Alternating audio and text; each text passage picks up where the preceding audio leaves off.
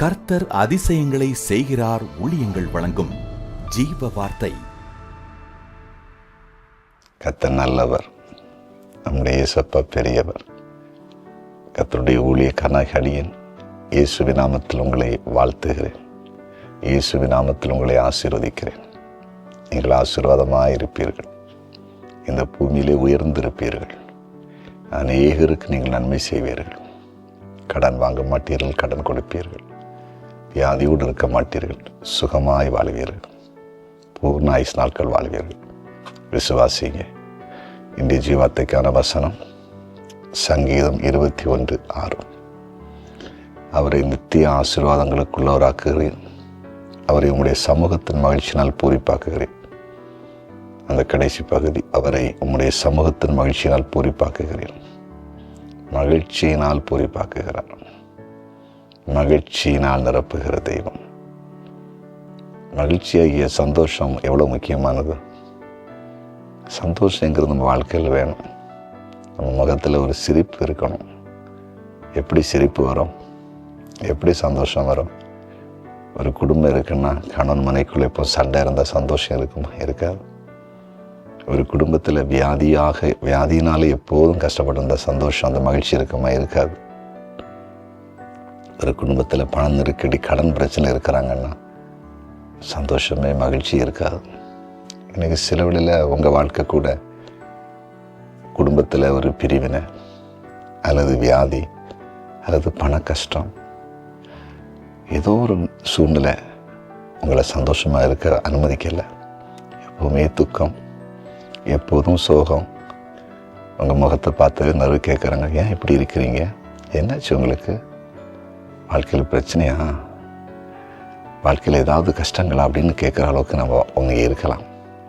ஆனால் அவனுடைய வார்த்தை தெளிவாக சொல்லுகிறது, அவருடைய சமூகத்தின் மகிழ்ச்சியினால் பூரிப்பாக்க வரோம். இன்றைக்கி உங்களோடு தான் பேசிகிட்டு இருக்கிறார். அவர் நம்முடைய தேவன், நம்முடைய ஆண்டவர் இயேசப்பா. அவருடைய பிரசன்னத்தினால, அவருடைய வல்லமையினால் உங்களை மகிழ்ச்சியில் நிரப்ப போகிறார், சந்தோஷப்படுத்த போகிறார்.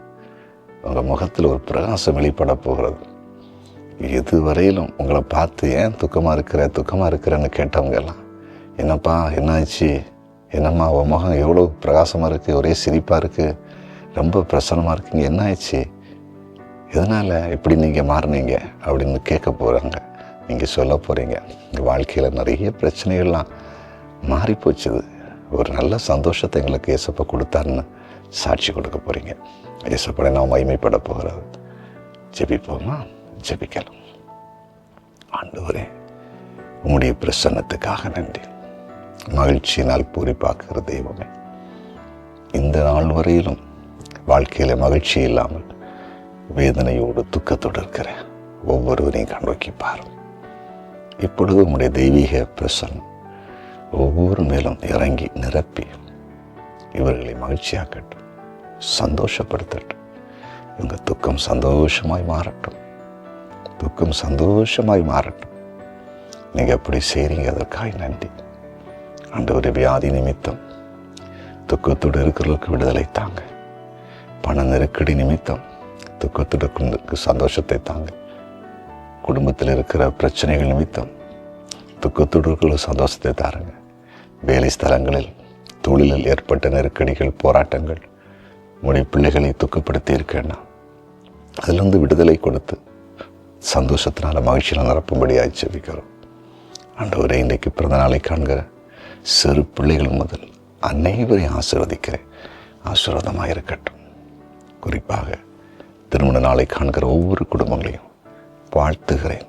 மேன்மைப்படுத்துங்க, அதிசயங்களை செய்யுங்க. எப்படி செய்ய போகிறேன். நன்றி. இயேசுவின் நாமத்தில் பிதா.